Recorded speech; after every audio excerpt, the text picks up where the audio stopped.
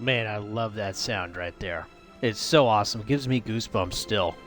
And like the reason is because, why I want to bring this up is because we're getting a remaster tomorrow.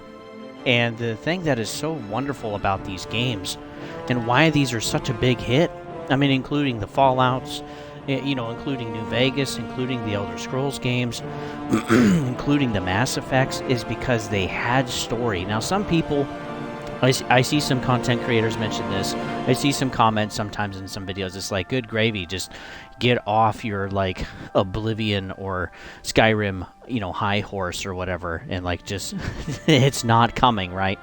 And it's like, yeah, it's awesome that this is actually coming out tomorrow. And if it's not, then, hey, we'll eat our words, right? But we have something that Xbox is doing on April 22nd, literally tomorrow. But yeah, the reason these games were so good is that these were really some of the first immersive games.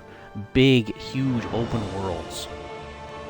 And it was just awesome. And they told a whole story, not just for you to be a part of it, or just to kind of walk through the story, like a lot of games today, but like your decisions, your actions, or lack thereof, decided the outcome for the game. And not just for the main game, but also for all of the other individuals in the game too.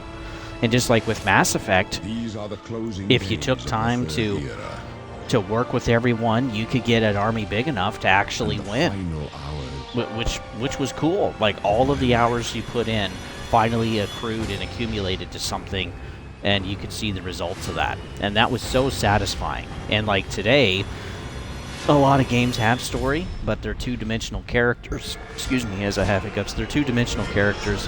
The story is kind of shallow or lackluster.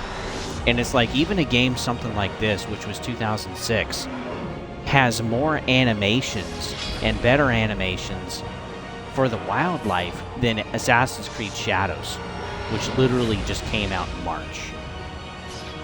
We're talking 2006 to March of 2025.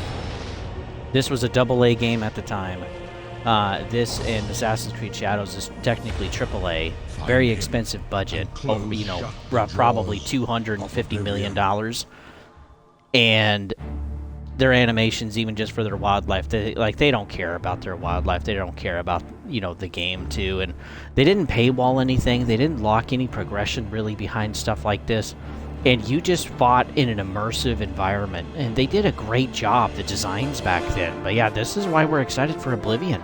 And I even feel like the same studio, Bethesda, messed up with Starfield, because Oblivion and Skyrim, there's struggle going on. Not just for a certain town or city or political whatever, but just the entire world that you're in is struggling with something.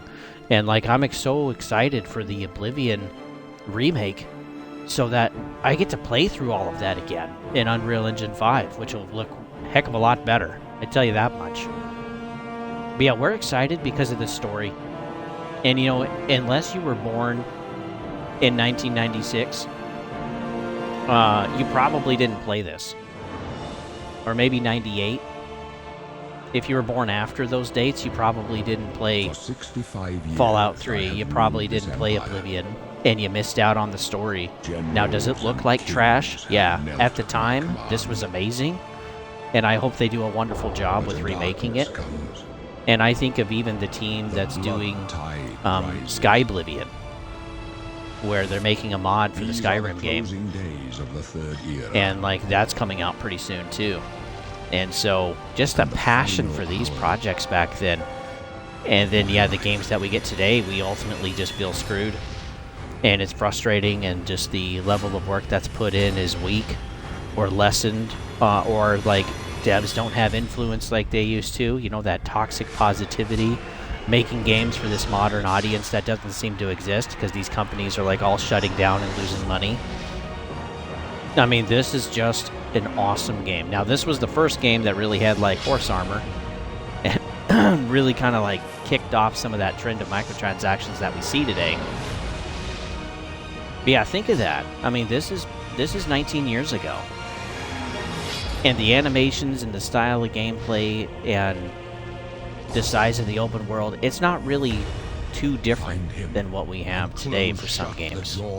And they did such a good job. And I think, too, this is how AA is really going to show that they're doing a better job. And I think that's why AA as well is also generally making more money, being more profitable, selling more copies than a lot of AAA studios and publishers, is, again, because they're focusing on what the audience wants.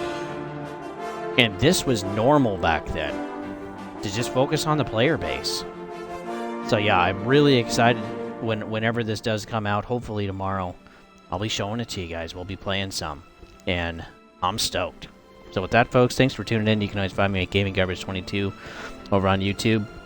We got a playlist as well of tons of different stuff on there. Yeah, we do gaming news and deep dives in the industry when they're around, and we take a look at games too, of course.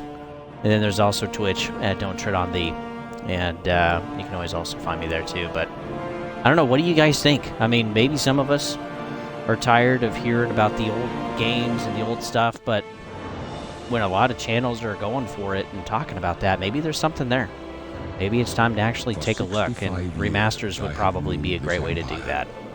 So with that, folks, I'll see you on the next one. And kings have knelt at my command. But a darkness comes. The blood tide rises. These are the closing days of the Third Era. And the final hours of my life.